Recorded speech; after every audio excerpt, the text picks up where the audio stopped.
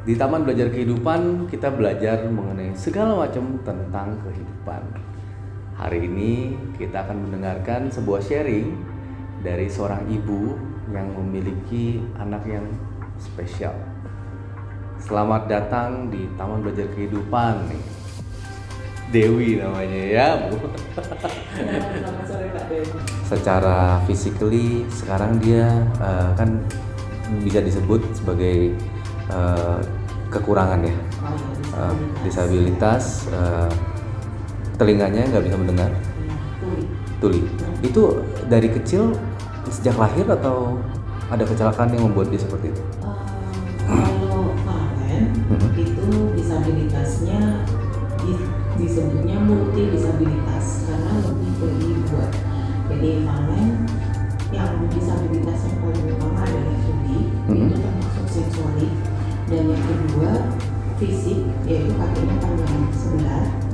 Ya dulu sempat ada dokter yang bisa jalan ya, tapi sekarang ya saya udah bisa. Itu udah suatu buah karma baik yang berbuah. Dan yang ketiga ya ini masih ada bentuk penyertaan lain yang minor. Oke. Ya, jadi Valen itu dia mengalami gangguan atau seperti itu bukan dari sejak lahir sih. Dia ada suatu accident yang tidak bisa saya sebutkan. Oke. Berarti itu dia terkena sekarang ini ada beberapa penyertaan itu bisa merembet gitu. Iya, ternyata merembet sampai ke hal-hal lainnya sih. Cuma kalau misalnya pertumbuhan kaki itu kan, mohon maaf ya, maksudnya kalau kaki itu kan pertumbuhan berarti kan bukannya gara-gara kecelakaan dong. Unfortunately, jadi gara-gara suatu peristiwa itu, ya itu merembet sih ternyata. Merembet ya? Iya. Tapi yang sekarang yang memang benar-benar terlihat jelas adalah tuli. No problem ya kita ngomong bahasa tuli ya. Karena memang kalau di komunitas teman-teman tuli, mereka lebih prefer disebut itu tuli. Oke. Iya. Karena itu ya udah identitas diri mereka sendiri. Dan itu berarti udah satu acceptance kan di dalam diri mereka. Nah kalau untuk tuli itu sendiri, kalau untuk Valen terutama ya, itu karena kecelakaan kan ini berarti. Jadi apakah dia hanya mendengar sebagian atau satu atau dua atau gimana? Kalau dalam kasus Valen dua-duanya tidak bisa mendengar. Jadi disebutnya istilahnya profound. Profound. Itu di atas 100 desibel. 100 desibel udah nggak bisa dengar? Iya, kan batas kita bisa mendengar kan 20 desibel. Oke. Jadi itu dua-duanya telinganya di atas 100 desibel dan memang harus pakai alat untuk dengar. Tapi dia mau? Awalnya sih nggak mau, tapi misalnya waktu berlalu pasti ada penyesuaian dan dia mau. Dia mau pakai. Meskipun dia pakai alat bantu dengar itu sebenarnya tidak mengcover karena dia harus memakai nanti karena usia Valen sudah remaja 16 tahun, tapi kita fokuskan ke hal lain bukan ke pendengaran. Nah awal mulai berkurangnya pendengaran itu di umur berapa deh? Di umur 6 bulan. 6 bulan? Oh ya? Iya. Terus dia pernah ada, setelah dia beriring waktu ya, seiring waktu udah mulai mengenal dunia, nonton TV apa segala, dia ada sempat komplain nggak? Kok gue begini nih mah? Pasti ada lah, namanya anak-anak ya. Ya nggak bisa ini juga sih Valen. Valen itu sempat waktu kecil, waktu dia masuk TK ya, itu sekitar umur 5, dia tanya kenapa aku beda gitu. Jadi teman-teman bisa ngobrol, bisa enak, tapi aku kok bingung caranya gitu. Nah itu gue nggak terangin juga sih ke dia karena belum waktunya ya. Jadi dalam arti gini, itu kan kalau lu menangani sesuatu hal yang seperti itu porsi yang berat kan, dan itu harus usia remaja lah kalau menurut gue ya. Akhirnya cuma gue waktu itu bilangnya seperti ini, nggak apa-apa, Valen memang istimewa dan berbeda, tapi bukan berarti kalian itu nggak bisa seperti yang lain, pasti nanti bisa. Nah, itu pun gue masih bertanya-tanya, bagaimana lu menangkannya, karena berkomunikasinya juga kan di umur segitu ya, maksudnya kan belum belajar bahasa isyarat, dia belum ngerti, belum bisa pasang alat segala macam saat itu ya. Waktu itu memang belum pakai alat sih, karena memang alat bantu dengar kan mahal banget. Nah. Seperti yang tadi gue cerita ke lu, sekarang aja harganya satu alat udah 25 juta. Itu sekarang ya? Ya itu untuk alat bantu dengar. Belum gue kelar implan udah satu rumah sendiri 250 juta lebih kan, bayangin aja gitu kan. Jadi pada saat itu lu ngomongnya gimana dengan dia? Pakai gambar. Ya. Jadi gue waktu itu juga belum kepikiran untuk nanya untuk apa ya, gimana caranya nanya tentang Valen ini ke psikolog atau psikiater. Oh belum Saat itu belum. Waktu itu Valen masih umur 5 kan. Nah, gue belum kepikiran. Gue masih kayak kalau di Jawa nih, oh itu belum bisa ngomong aja, nanti tinggal ditapuk tempe gitu kan, ditabukin sama tempe gitu kan, itu nanti bisa. Nah apalagi kan gue kan single mom, jadi gue harus kerja, jadi gue percaya kan sama nyokap bokap, jadi gue juga nggak bisa terlalu menuntut nyokap bokap lah concern ke anak gue gitu. Karena kan mungkin belum pernah sama sekali mendengar atau melihat kondisi pengalaman nggak ada.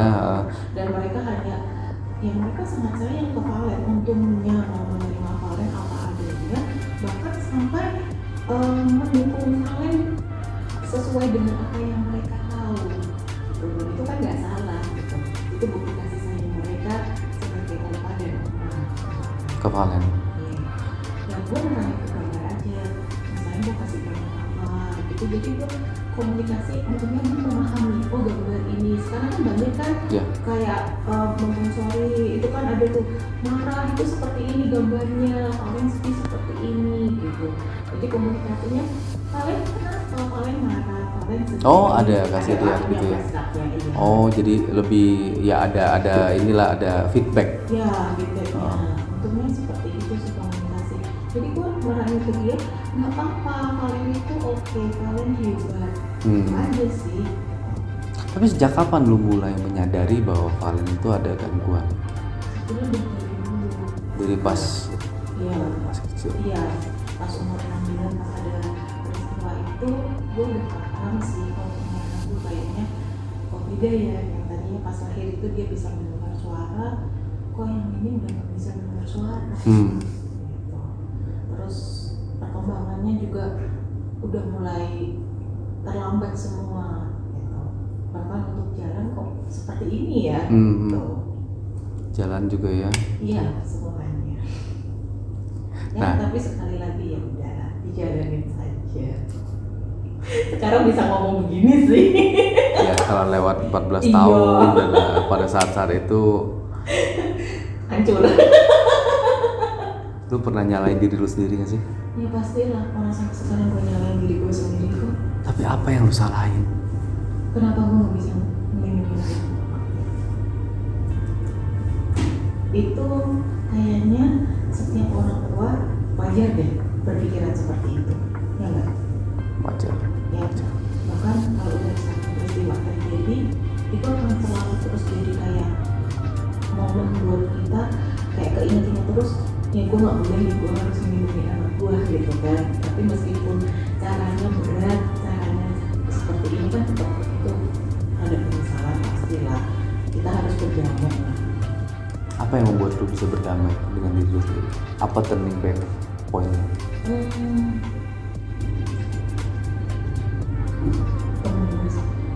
Jadi gue punya satu teman, dia ngomong, dia cowok ya, kalau cowok kan lebih suka mikir pakai logika. Gue bilang, lu mau sampai kapan kayak gini? Lu udah kerja, lu oke, tapi kayaknya lu gak ada pikiran apapun untuk si Valen ini. Mau sampai kapan lu pilih si Valen? Lu katanya oke, enggak mau Valen kayak lu nih Valen atau Valen celaka atau apapun lagi gitu. Tapi sikap lu ini nggak menunjukkan itu, lu kayak jangan di tempat. Terlalu melihat ke belakang tapi nggak melihat di keadaan sekarang dan kedepannya bagaimana Iya, ya. betul. Iya. Jadi lu harus bangkit. Oh ya udah oke. Kayaknya waktu itu juga pertentangan sekali ya. Gue bilang ya kan gue cewek gitu, lu kan cowok beda gitu kan. Terus adik gue juga bilang, yang adik gue waktu itu kan kerja di Jakarta kan, lu mau sampai kapan lu kayak begini gitu kan, itu masa depan masih panjang. Gue mikir, bukan kalian kan cowok, bukan cewek gitu kan, itu doang sih. Terus ya memang gue cowok gitu lah, lu cewek, tapi apa yang membedakan gitu kan. Tetap kita harus berpikir dong untuk masa depan kita, masa depan anak kita. Oke deh, pada waktu itu gue akhirnya nyari psikolog kan. Umur berapa tuh? Pada saat itu Valen di umur berapa lu mendengarkan itu semua dan akhirnya mencari psikolog?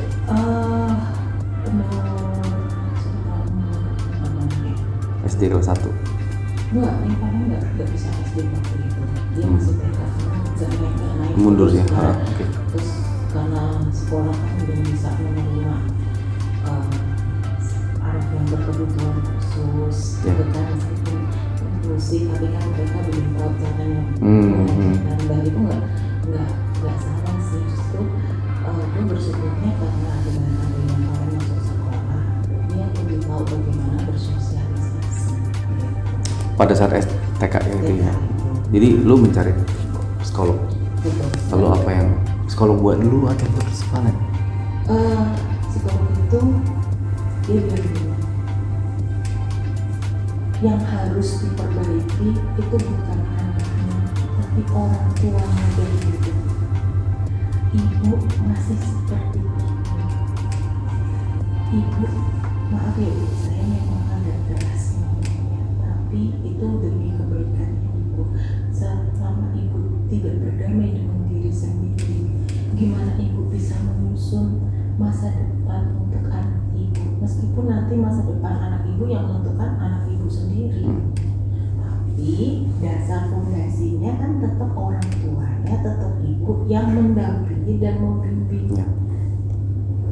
Terus akhirnya dikasih PR-nya bagaimana bisa berdamai gitu kan. Gimana caranya nih ngerjain PR-nya, kok nulis jurnal perasaan, I statement kok kayaknya susah banget ya. Gue telepon nih karyawannya, satu timnya gitu kan ya, teman-teman psikolognya juga. Oh nggak apa-apa ibu, coba pelan-pelan gitu. Jadi gue kayak ngerasa ibu ada support ya. Ternyata saya keluarga besarku, keluarga gue, jadi mama, papa, adik-adik juga. Ternyata ada gue menemani dan itu orang asing yang tidak pernah ketemu.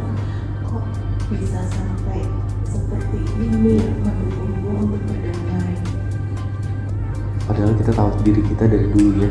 Iya, tapi biasanya diri kita yang sering tidak bisa memperhatikan diri sendiri. Karena mungkin dari kita memberikan standar yang lebih tinggi daripada apa yang kita punya kali ya.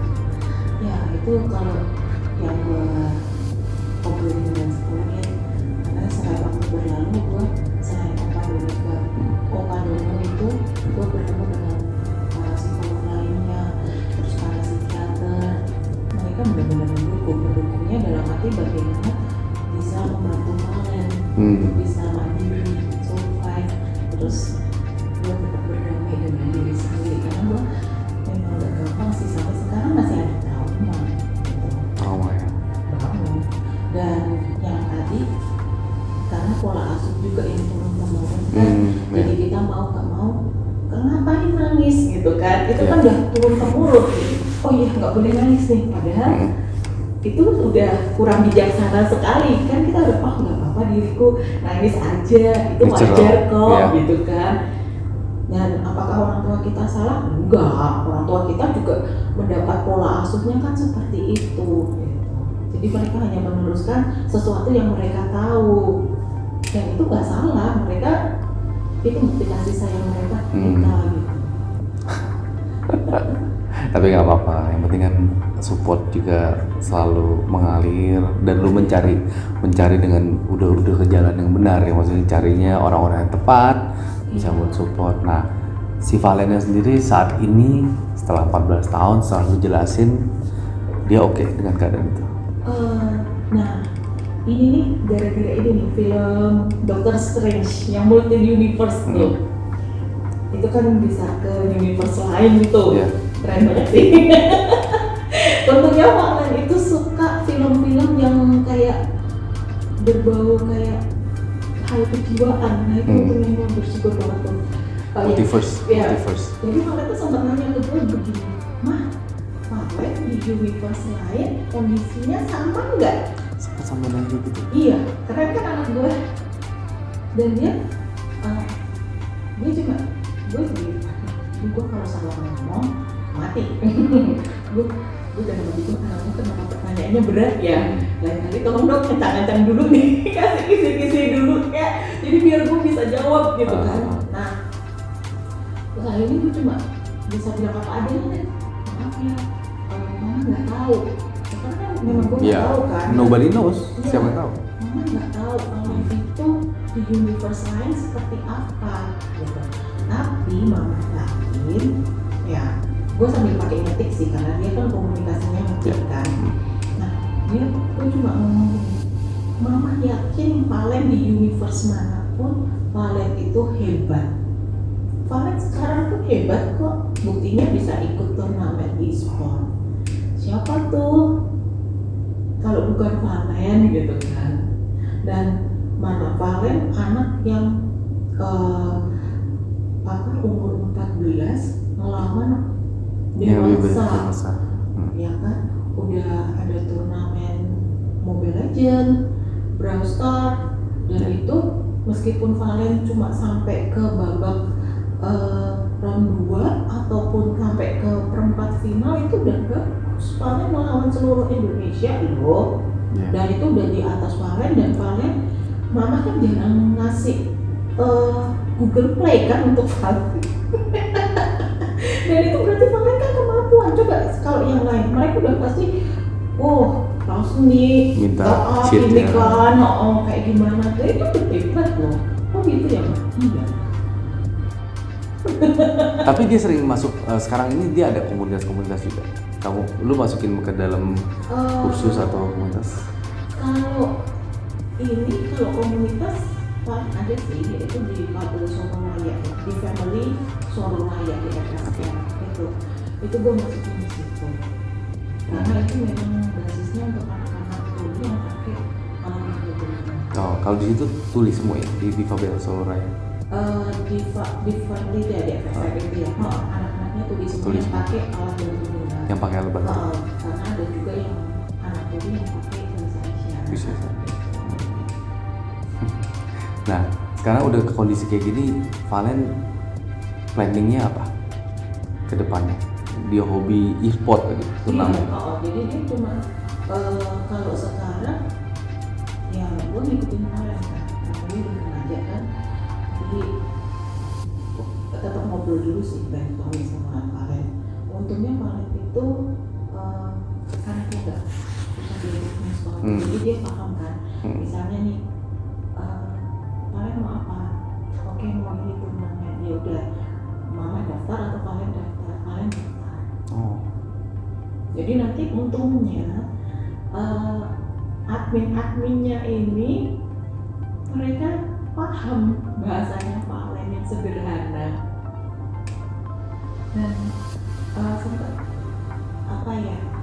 waktu itu ada turnamen dari yang disediakan oleh Game TV ya. Gue sampai ngobrol sama adminnya ya. Dari lu sendiri gimana? Lu sendiri ada planning buat Valen ke depannya gitu? Planning untuk apa ini? Supaya kehidupan dia atau gimana? Ya. Kalau planningnya buat Valen, segala sesuatunya nanti gue diskusikan dulu dengan adik gue sih, dengan adik gue ya. Soalnya kan gue juga bingung buat diskusinya sama siapa. Kalau nggak sama adik-adik gue sendiri, soalnya kan gue single mom kan. Nah, Tapi kalau untuk pelajaran, kalau untuk sekolah tetap dia sekolah. Nah nanti entah dia kuliah atau dia kemampuannya seperti apa dan kemauannya seperti apa, dan tetap harus mencari universitas yang ramah difabel. Karena nggak mungkin nggak nyari yang ramah difabel untuk sekolah. Paling yang sekarang ini yang udah tahu sendiri kan itu benar-benar ramah difabel, dan itu satu kelas 8 orang kan, sampai 10 orang. Jadi, nah gue sih pengennya nanti masa depannya Valen kalau misalnya dia bisa ikut e-sport, ya udah di sana aja. Karena memang juga sudah mulai berkembang dan memang bisa jadi terbukti ada karir di sana ya gitu ya. Jadi banyak Olimpiade. Cuma yang gue harapnya kan sih nanti gue pengennya sih nanti Asian Para Games ini dibuka dong untuk teman-teman tuli gitu. Yang tadi lu yang kemarin-kemarin kan lu sempat wawancara si teman-teman tuli Bima kan itu ternyata teman-teman tuli banyak kan yang turnamen untuk Mobile Legends. Nah itu kenapa nggak dimasukkan ke Asian Para Games gitu kan? Bukan cuma hanya fisik, seandainya loh gitu. Kalau bisa. Thank you udah sharing di kita. Gue tahu memang ya ini udah karena lu udah menerima kondisinya, juga udah menerima ya kan ya. Ya walaupun masih ada pasti ganjalan-ganjalan di hati. Ya tiap saat nanti Valen mau usia berapapun pasti gue juga harus berdamai lagi dengan keadaannya Valen. Terus tetap harus ini kan setiap saat kan memang ada perubahan kan, gak kekal kan, gak ada yang kekal itu. Jadi tetap harus bisa inilah berubah sesuai keadaan dan tetap harus berdamai dan berdampingan dengan trauma. Tapi gue mau minta tolong banget sama lu. Jangan yang susah-susah Pak. Enggak, gue hanya minta lu berbagi inspirasi kepada sahabat kita di Taman Belajar Kehidupan. Berbagi kayak gimana nih? Iya, berikan kata-kata untuk mereka yang mungkin sampai hari ini masih belum bisa menerima keadaan di mana mungkin ada anggota keluarganya atau dirinya sendiri yang tidak mau move on misalnya, gue nggak tahu, ya kan? Gue nggak pandai memakai kata-kata, gue bukan janda. It's okay, itu kan hanya untuk ya lu ngebantu orang begitu banyak, gitu kan ya? Lu ngebantu orang begitu banyak dari berbagai macam perbuatan, dari berbagai sebagai role model. Nah sekarang saatnya mungkin lu berbagi juga tuh di keluarga Taman Belajar Kehidupan melalui kata-kata. Oh berat nih, gue bukan merangkai kata-kata lagi, aduh gawat. Coba deh ya. Iya. Gue bilangnya gimana nih? Ya apa-apa bagi yang di luar sana, bagi teman-teman. Sebenarnya ada ini dokter yang mau jadi makhluk ya dok ya, ahli yang bermenang ini. Mana ya, bagi para teman-teman yang di luar sana atau para teman-teman yang nonton ya Bidan Nation ini, mungkin ada yang mempunyai anak seperti saya disabilitas, entah itu disabilitasnya apapun, atau yang mempunyai masalah dalam hidupnya sehingga membuat trauma yang sangat mendalam. Ya, saya bisa memahami sih, nggak mudah untuk bisa menjalani semua ini, tapi percayalah bahwa segala sesuatu terjadi di dalam kehidupan kita itu membuat kita untuk lebih bisa lebih bisa memahami atas segala sesuatu ini. Memang prosesnya untuk kesana dan berdamai dengan diri sendiri itu tidaklah mudah. Memang butuh banyak dukungan, terutama dari dukungan keluarga, itu yang paling penting, keluarga besar juga, ya dari keluarga dan keluarga besar. Tolong dong rangkul kami, jangan sampai kami dikata-katain hal-hal yang negatif, karena itu sebetulnya sudah cukup berat bagi kami. Seperti dengan kami kurang, kami tidak bersyukur, itu sudah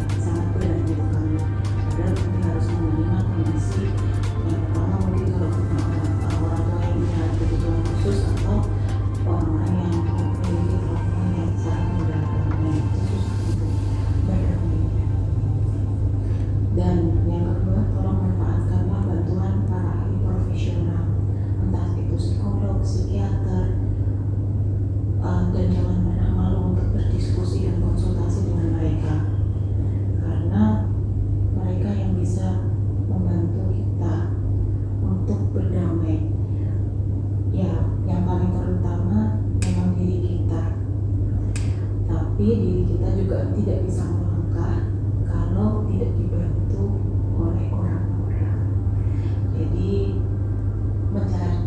carilah lingkungan yang benar-benar bisa mendukung kita, dan untuk sementara menjauhi lingkungan yang menghakimi kita atau toksik. Seperti itu sih. Itu bisa. Hah?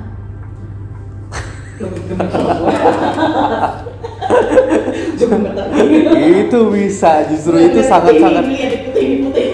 Ya udah dasarnya juga putih. But it's fine. Bener-bener something yang bisa menggugah lah buat teman-teman kita. Ya karena itu based on pengalaman, ya kan? Nggak bisa ada dokternya langsung. Ya udah, oke. Lu beneran ini dokter Erik yang salah satunya yang dukung gua. Apalagi waktu papa masuk rumah sakit dan harus di apa inkubasi ya bro. Atau yang gimana sih bro waktu itu? I see. Itu Ya. keputusan hidup dan mati. Sampai sekarang gue mau piket terus copy paste kata-katanya dokter Erik ya. Ini beneran. Ya, oke. Thank you sekali lagi udah mau sharing di kita. Inspirasi juga. Sama-sama. Jadi memang tujuan kita buat berbagi, menginspirasi. Mungkin teman-teman banyak yang juga kurang beruntung pribadinya, atau ya salah satunya gitu. Mungkin ada keluarga yang jauh atau keluarga inti yang ternyata ada kekurangan tapi malah dihakimi. Itu kan sesuatu yang tidak baik, gitu kan ya. Oke, terima kasih. Kembali lagi. All the best for you, and all the best of course for Valen ya. Supaya dia bisa menjadi seorang yang apapun yang dia mau dan berjuang terus. Pesannya adalah tetap giat, jangan menyerah, ya kan? Karena memang tantangannya bukan teman-teman dia doang, tapi teman-teman yang mungkin memiliki kelebihan lebih, ya kan? Tapi dia pun juga pasti punya kelebihan dibanding yang lain. Ya, sama kita ini, ya kan? Sadu. Oke. Thank you very much. Sekali lagi teman-teman di sahabat belajar teman-teman di Taman Belajar Kehidupan, beginilah perbincangan kita dengan Dewi, seseorang ibu single parents yang memiliki anak yang disabilitas, tapi tetap berjuang, dan mereka berdua kita doakan yang terbaik agar mereka bisa menempuh kehidupan di luar daripada apa yang orang-orang katakan. Oke, thanks for watching. Bye bye.